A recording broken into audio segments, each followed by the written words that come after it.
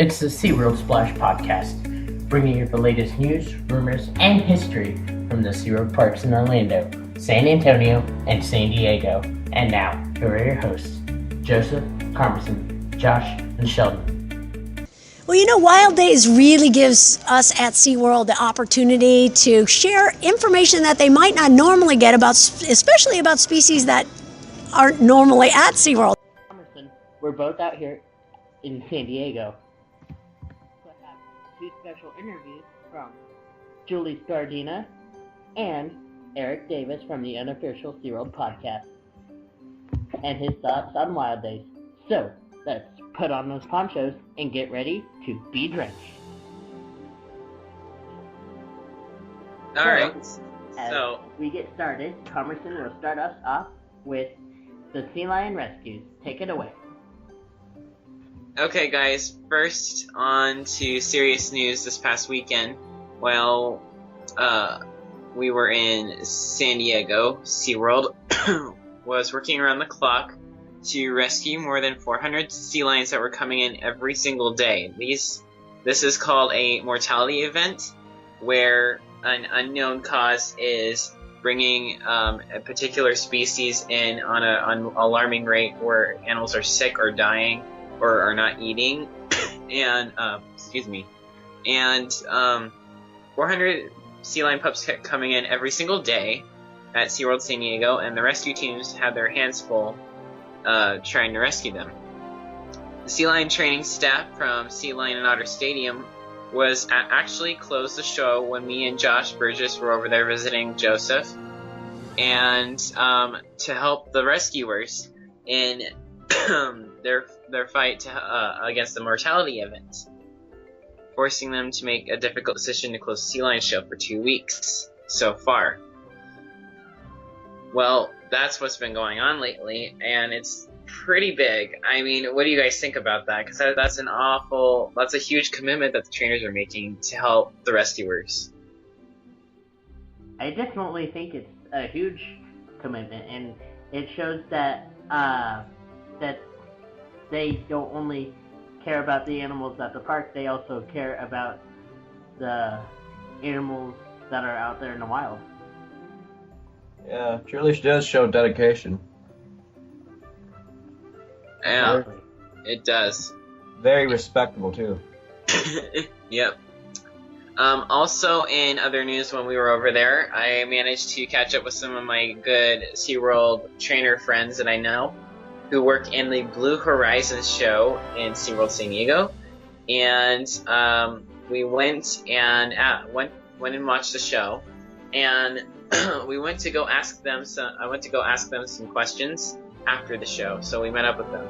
Now, regarding this, a lot of you may have noticed that the doves at SeaWorld San Diego have been taken out of the show for unknown reasons, and a lot of people have been wondering about that. And honestly, I was kind of upset when they did that, because they had they had a huge amount of doves, and then all of a sudden they just disappeared.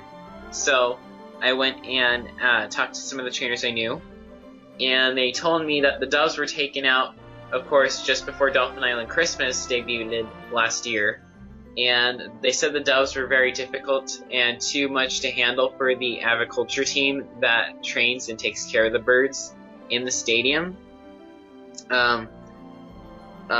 But they said that they were very hard to handle, and that they were gonna let them, go out quietly through Dolphin Island Christmas. So, but they did trade out some of those doves for more macaws in the show, and they're starting to try and get more macaws flying in the air now, in the stadium. So I'm hoping SeaWorld San Diego's Blue Horizons will get a lot of birds flying in the air around the stadium for people to see, possibly out of the stage like the doves did, throughout different parts of the show. That would be amazing. So, that is what's been going on there. I think they should definitely have a lot of birds in the show, because originally when they started, they had a good number of birds. So I'm definitely rooting for more birds. Josh, what's your take on this? Well, I think it's going to be pretty interesting. I personally did not notice the doves. I don't know why. I just didn't notice they took them out. I guess they're good at doing stuff like that. They had about 30 rock doves. How could you not miss that? Or how could you miss Well, that? I remember them, but then they're like, oh yeah, they took them out. I don't know why it just was like, oh yeah, I miss them. But that'd be kind of cool if we could get like the macaws to do the same thing the doves did. Well, that'd be a lot of macaws. All right, you know what? Never mind. But yeah, no, it's gonna be really cool. So, Joseph, no, what are you gonna say next, dude? So, after all that hard news, we are going to turn to some less serious news and get into Wild Days at SeaWorld San Diego. But before we get to our special guest interviews, let's all tell everyone what they can expect from Wild Days in SeaWorld San Diego. So, Josh and Comerson, take it away. During the Wild Days weekend, Jack Hanna and Julie Scardino were there to talk about their experiences and what people could do to conserve the natural world. So we went there and we decided to meet him. We didn't really get that much time with Jack Hanna, but it was understandable because he probably was very busy that day. We did get a short interview with Julie Scardino, however, which we will play for you guys later in the podcast. I personally thought Wild Days was amazing at SeaWorld San Diego. Their first time doing it, they nailed everything. What are your guys' take on Wild Days? It was really fun, for one, trying it over there, and actually getting to meet Jack Hanna was really cool. And then when we got to talk to Julie Scardina 2 times, and that was pretty cool. I mean, that was really neat. We got to hang out with her when everyone wasn't in the stadium. And I just want to say real quick, you know how people look taller on TV and stuff? Well, apparently, I mean, I don't know why, but apparently I seem to tower over everyone that looks tall on the screen.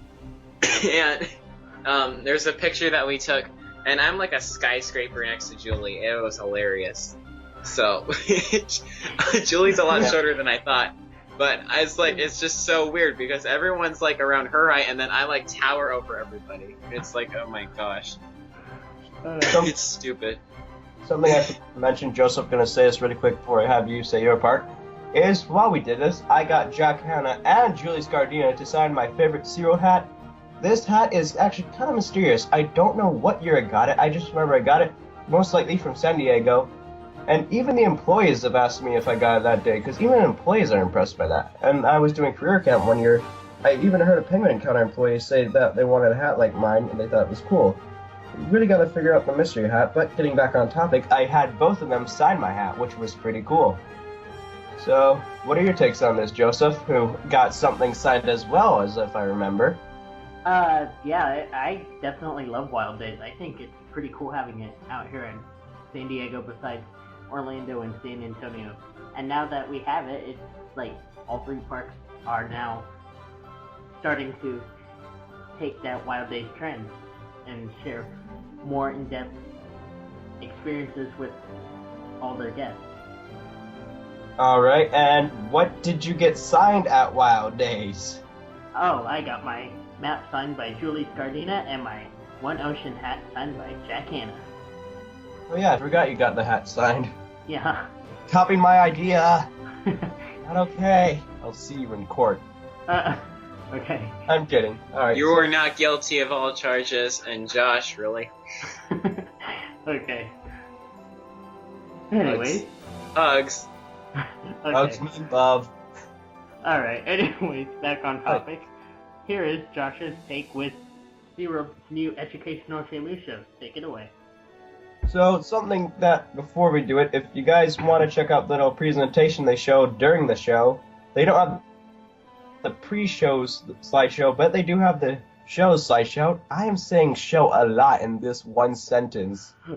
This is a lot of shows. Oh, there it is again.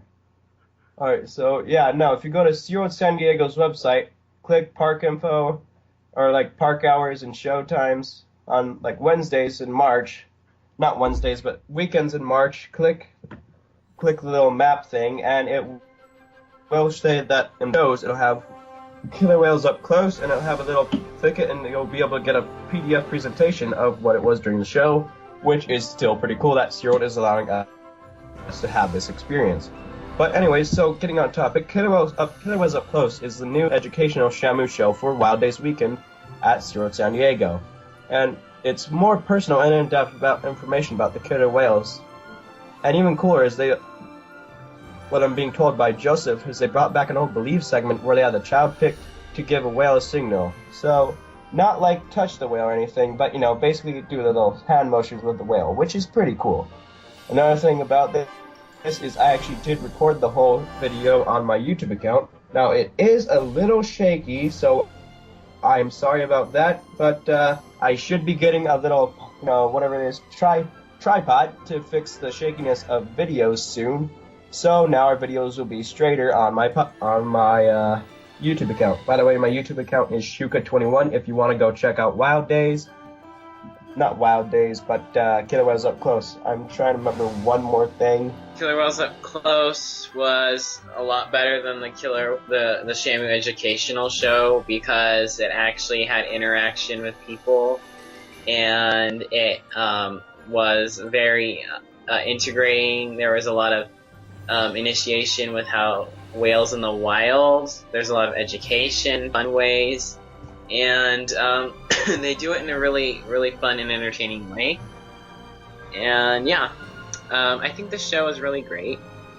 And I actually didn't know that they were going to have that show until we were over there. So that was fun. I want to mention real quick that I got to give some killer whale artwork to Carly. Yeah, I was there for that. And they gave them folders of artwork, so I told them they could just hand out the artwork to all the trainers that they like. So, thank you guys, and I hope you enjoy the artwork, and yay. Alright, now Joseph, after you say your thoughts, I have one more thing to add in before we go on to the next thing, okay? Alright. My thoughts on Killer Whale Up Close. Sorry about this One Ocean. And sorry about this SeaWorld. Keep Killer Whale Up Close. Forget One Ocean. Stay with Killer Whale Up Close. It has better music than One Ocean. Yes, they have upbeat music. So, keep Killer Whale Up Close. Back the truck up. One Ocean's cooler in many ways. Ironically enough, you got a One Ocean hat signed. You were wearing a One Ocean hat. Yeah, what the heck, Joseph? I know, I'm going... Okay, you know what? Before we go into the next topic, and real quick, Josh, if you guys think Joseph is wrong, comment below. If you agree with him, then just like it, or like the post or whatever. Okay, but if you agree with me and Josh saying that One Ocean is better in comparison, then comment below. Okay? Seriously. I mean, this is, oh my gosh. I think they're both good. I cannot believe you would challenge an original show. I know, I'm challenging an original show, I'm back. That's like saying Elephant Island Christmas is better than Blue Horizons, and I am pretty sure a lot of people can disagree with that. Yeah, I'm not going there with that part. But anyways, I don't really have an opinion on both of them. I see they both have their ups and their downs. While One Ocean is more performed well, the Killer Whales Up Close. Oh, I remember what I was going to say before. Killer Whales Up Close is actually kind of like, hey, we're answering all the questions you guys have. Like, they answered the dorsal fin collapse, which I was really impressed to hear that. They also answered other questions that people had, like how do trainers talk to whales? How old are the whales? Alright, back on track. Yeah, so anyways, recent news, we have a new guy working for us now. Converson, can you tell us who this new guy is and why he's so important? Yes, I can. A lot of you have been hearing that we've been trying to get a new CEO, and I want to put the rumors to rest for one. People like the press and ignore the press because they're idiots. They always make drama to make money. They said that our previous CEO, Jim Atchison, quit because of Blackfish. That's not true. He resigned from the CEO position, and he went down as a chairman for international expansion. He still works for us. Okay? Don't listen to the news or PETA. They're so full of crap because they just want drama and they want cash in their hands. Anyway, this new CEO was picked by our temporary substitute CEO, David D. Alessandro, and he was in charge of picking the next official CEO of SeaWorld Parks and Entertainment. And this new CEO so happened to own the Hirsch Company, which actually owned Dollywood, the theme park owned by Dolly Parton. And this company also partnered with several zoos and aquariums around the country. And this new CEO of ours was on Undercover Boss when he worked for the Hirsch Company. and this new CEO from Undercover Boss is Joel Manby. Now, I want to say, welcome, Joel Manby, and I hope you will lead us well in many things. And I've been hearing great things about you. He was David D'Alessandro said he was the best best applicant for this job. So Joel Manby resigned from his old job at the Hirsch Company, and he came to apply to SeaWorld Parks and Entertainment because they were looking for a new CEO. So they have a new CEO at the Hirsch Company now, and Joel Manby wants to now help lead us in our next stages. So welcome, Joel Manby. We welcome you to our SeaWorld family. Really quick before we go on to the next topic, all about this. People, if you've been looking on like the news lately, a lot or online, people like websites like the Dodo, which should have remained extinct, are saying, so apparently to be a CEO of SeaWorld, you don't have to have animal experience, which they think is bad, which is really dumb. The reason why is because, let's use this, example I've been having for a while. The CEO of Ford, right?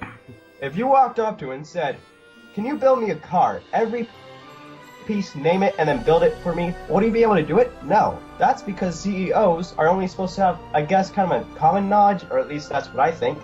And their main job is to make sure, okay, we need to have this in check, we gotta get the money here, move this here, we gotta make sure all the checks and balances are correct. He's there to make sure everything runs smoothly, and I'm actually really impressed because I've been checking SeaWorld stocks on my iPod for a while, and they've actually gone up to 20.10, I believe, billion. I don't know how stocks work, I just know it's 20.10, which is really good, because for a while they were in 16 and 17, and then all of a sudden they shot up to 18, 19, and 20, which shows for a fact that SeaWorld is not sinking, we are rising, and PETA, you are the people who are singing. Can I get an amen? Amen. Amen. Amen. Joy, joy, joy to the world. You say joy, joy to the world. Okay. I really wish wish you guys would have just said that on the cue. That was a little awkward. And now, moving on to SeaWorld San Antonio.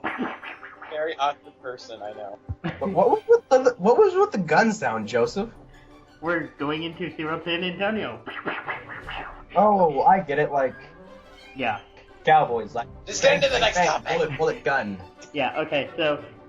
In SeaWorld San Antonio, we have a new renovation that will be taking place later this year at Dolphin Cove, which will become Discovery Point, and it will open in 2016.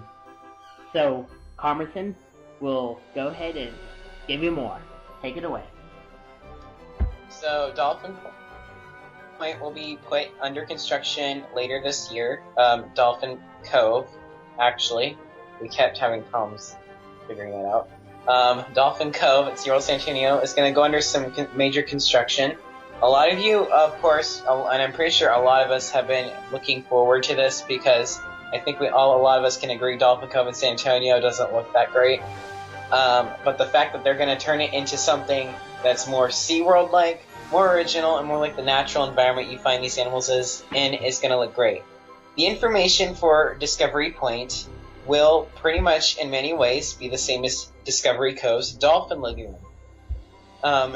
Which they used a promotional video for it. They didn't give any concept art of what it would look like because you could just use Discovery Cove as a figurative model of what they have.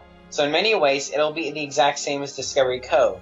However, there will also be a new underwater viewing panel area, which will be very large, kind of like the SeaWorld Orlando's Dolphin Cove underwater viewing pool. There will be one of those included with it. You will also get the chance to do dolphin swims like the Discovery Cove style version, where you get to go into deep water, ride dolphins, and interact with them. And you can do it with your family, with friends, and you put on a wetsuit and everything. So this is San Antonio's very first time getting a dolphin interaction program put into their system. I don't think they've ever done that before. They've had the beluga interaction behind Beluga Theater for a while, but this isn't entirely new. So the whole setting will bring you to a tropical beachside island, somewhere by the Atlantic Ocean, where you'll swim with Atlantic and Pacific bottlenose dolphins, and you'll get to interact with them in a new way. And this is another example of a new mega attraction that will bring us into the animals' environment. This is SeaWorld's new era of getting us closer to nature, and who knows what they'll have next. Discovery Point opens in spring of 2016.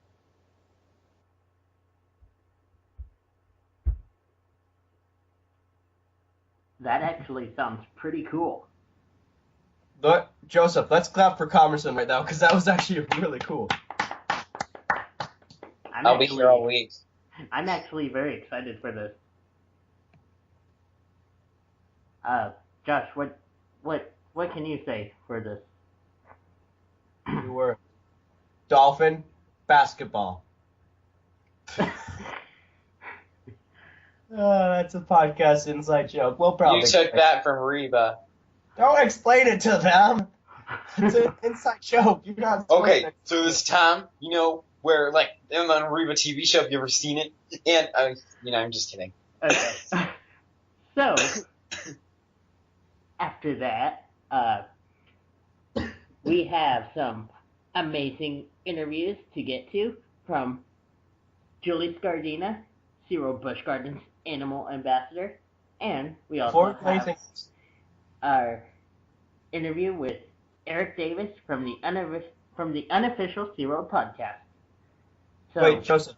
Before we do anything else, I want all the fans to remember, on Julie's interview, listen very closely for my question. It's groundbreaking. No other SeaWorld fan has thought of it, and I'm sure you'll all love the answer. And I know, and I hope you guys are recording this, because you're going to want us to listen to it over and over and over and over again. It's going to be awesome. Okay. Anyways, yes. So, here we go with Julie's and Eric's interview. Take it away. So, Eric, after seeing Wild Days, what did you think of it? Well, I thought it's pretty incredible. We've had Wild Days out in Orlando, and Aaron was able to experience Wild Days in San Antonio.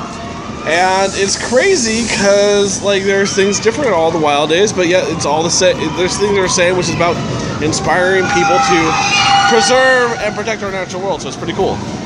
I thought it was pretty cool as well. Yeah, the great music, great, interactions, great animal experiences, just great everything. Exactly. And they have a great Shamu show, wouldn't you agree? Yeah, that cool, unique Shamu show. The killer whale up close is pretty dang cool. I was kind of jealous we didn't get that in Orlando. I know. I want that in Orlando. Orlando needs to come up with it now. So, hopefully for the next Wild Days, we'll get that in Orlando or whenever. I'll take it whenever. I don't want to wait for Wild Days. Exactly. Well, thank you, Eric. No, my pleasure. Always happy to talk to you, Joseph. I am here with Julie Scardina, SeaWorld Busch Gardens Animal Ambassador. How are you doing today, Julie? Awesome, and thanks for coming out to the Wild Days show. Thank you. And what do you think inspires guests the most about Wild Days? Well, Wild Days really gives us at SeaWorld the opportunity to share information that they might not normally get about, especially about species that aren't normally at SeaWorld. So as you saw in the show, we had cheetahs and a caracal, and we had a lemur, and sometimes the messages about conservation may may not have hit the mark because people who are used to coming all the time maybe just going, whoa, those animals are spectacular. And so by reinforcing those conservation messages that we all need to do our part in order to save not only the land animals but also the ocean animals, I think that helps kind of put the big picture together and let everybody realize that we all have a part to play. Exactly. And what do you think guests can take away from this? Well, hopefully they heard some of the things that people can do to really help, like not buying tropical hardwoods and making sure that seafood and wood and other products are certified, that they're sustainable, and that we're all doing our part to reduce, reuse, and recycle, which are really important aspects because in today's age, everything is throwaway. There's a lot of plastics out there, and by just scaling back a little bit, there's 7 billion of us on the planet, it can make a huge difference. Thank you, Julie. Thank you. That was a great interview. Thank you.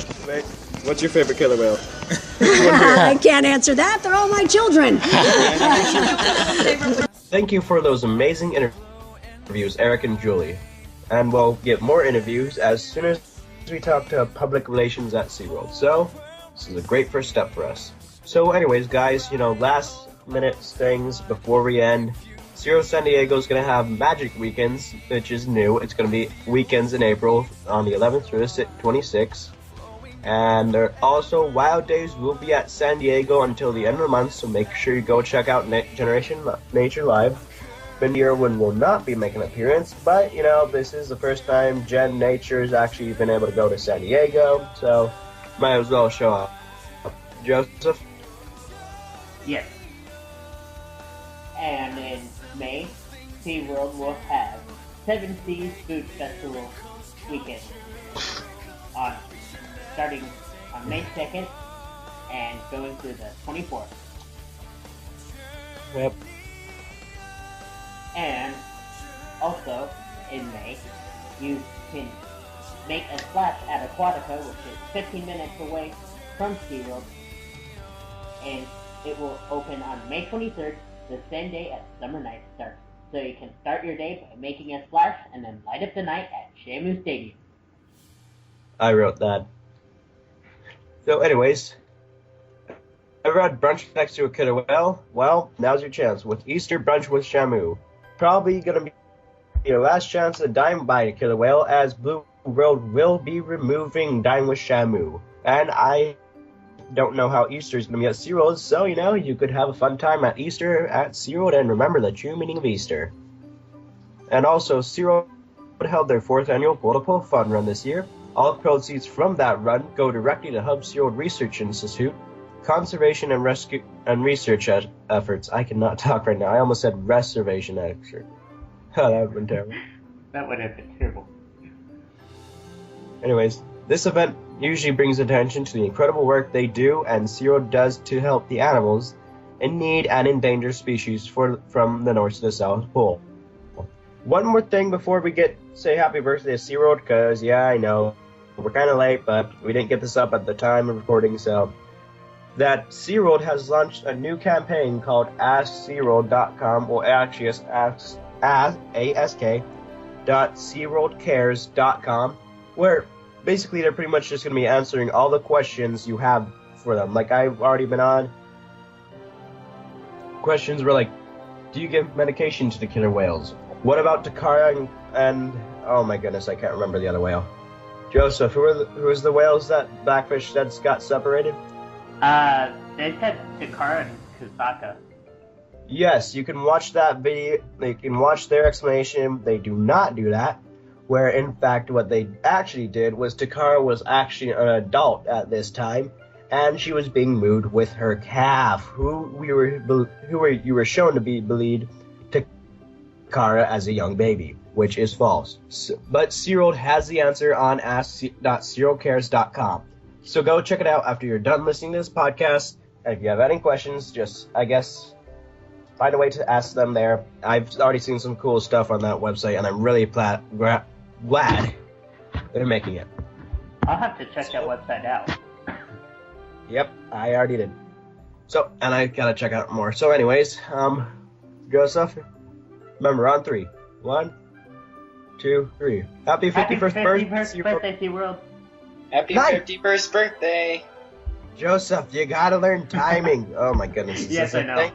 This is the same thing that happened during the Christmas episode. Every time Don't I say was finished, anything. Don't say anything. you said you would do the thing after I got done, like a second I after did. I got Let's get done. back on schedule, guys, before I'll be at your front doorstep. Oh boy. Okay. So, Joseph, any statements?